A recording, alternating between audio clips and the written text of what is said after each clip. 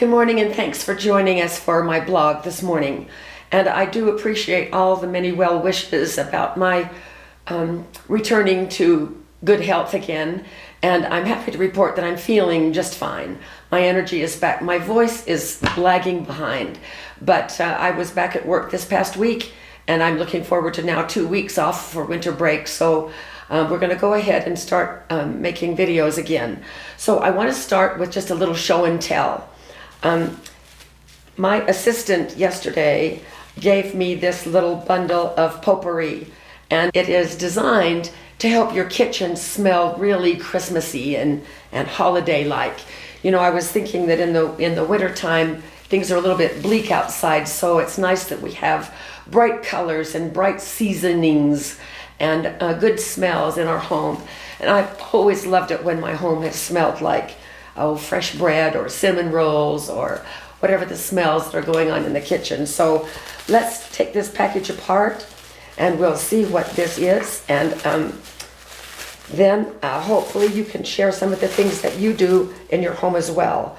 So here is a fresh orange, and we're supposed to cut this in slices. And I have a saucepan with 2 cups of water right here. It also has a couple of cinnamon sticks. We're going to put those cinnamon sticks in. And this is nutmeg, whole nutmeg, and then about ½ a cup of fresh cranberries. And then we'll just cut the orange and put the orange pieces in, float them on the top.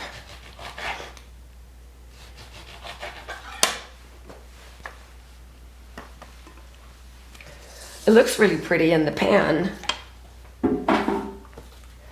So we're going to just put this on low and simmer it and see what it does. So here we go. All right, the other thing that I have been working on is I'm working on the idea that if the grid goes down, which it has, we've had terrible tornadoes which have wiped out the power in many places, and we remember last year with the grid down in Texas for so many days in the middle of winter. And so there are 2 things that I'm trying to work on right now, kind of in the background of everything else that we're doing. One of them is, how do we stay warm if we don't have any fancy things already set up, or like a generator or something else? How do we stay warm in our homes if the power goes out in the middle of winter? And then the other thing is light. What can we use for light? So just know that I'm working on those things in the background, and when I have more things to report, I'll be bringing them forward, maybe in a little show and tell like this. So this is a little heater that I found on Amazon. It came bare in the box, and it was these 2 things, and I couldn't figure out what this was for. I tried to put it in different places, but evidently it fits right here. So when it's hot, you can lift it without getting burned. That's what I finally figured out. No instructions at all. It does not generate any heat in and of itself. It is made of stainless steel, it's double walled, and it is designed to go over a heat source so that then it radiates heat out in every direction. And it is intended for small spaces. When I got the box and opened this up earlier this week, I thought, my gosh, it's so small, because I thought it said 11 by 14. Well, it did. I assumed 11 by 14 inches, so I was expecting something bigger. It's 11 by 14 centimeters, so that's why it's smaller than I expected. And it can go over any kind of heat source, and then the heat goes up and then radiates off to the side. So I've tried 2 things so far. I tried this 100-hour emergency candle. Didn't work. So I'm not doing that. You can also put it over, I could put it over the flame on my butane cook stove that I often have right here on this counter. But I'm thinking, boy, that's an awful consumption of fuel. Those little butane canisters are about $3 a piece, and it would be quite expensive to do that. And so one of the other suggestions was using a can of Sterno. And this fits perfectly over a can of Sterno. Jim and I tried it a little bit last night, and it works well.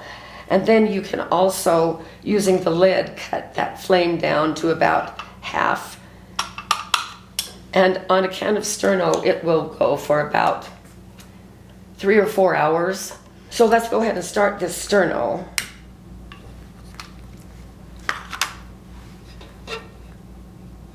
Yes, it's going. It was kind of hard to tell. And then we'll just put this right over the top. And we'll let that go for a little bit, and we'll be back and check the temperature around it. It has been about 45 minutes. Take a look at how much water has boiled out of this. I think what I will do, and the house smells fantastic. So this is really a good little potpourri recipe. I think what I'm going to do, I have a very small, slow cooker about this size. I think I'm going to transfer it to that slow cooker, and I think that it will not evaporate quite so fast. But it is the evaporation and the steam going into the air that carry the molecules that have the beautiful aroma of this potpourri. So we'll keep trying that, but I do love that recipe. And I know many of you will also have recipes of stovetop potpourri of your own. So feel free to share those. And won't that be exciting for us to just scroll through the comments and see how the many different ways that there are of making our kitchen smell really holiday. Now, in terms of this little stove area heater, I am not ready to recommend this or not recommend it. I'm still going to have to collect some data on it. Last night, when Jim and I were trying it out for the first time, we let it run for about a half an hour. And during that time, there was no smoking at all. Boy, did it ever smoke this morning.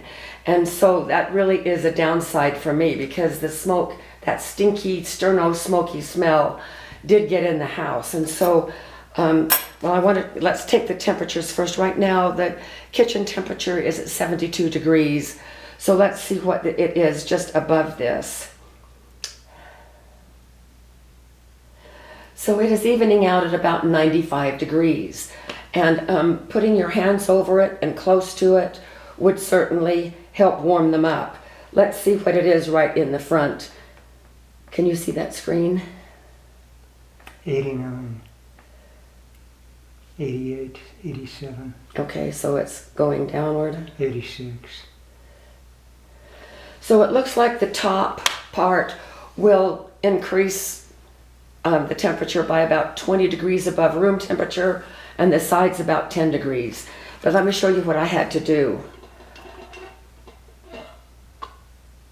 I had to shut the sterno down this much so that it would not smoke. At one point in time, flames were coming out the sides, and that also did not happen last night when we were testing it.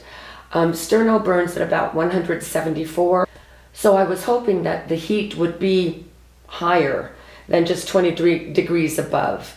I was hoping to get it well into the hundreds, but that did not happen.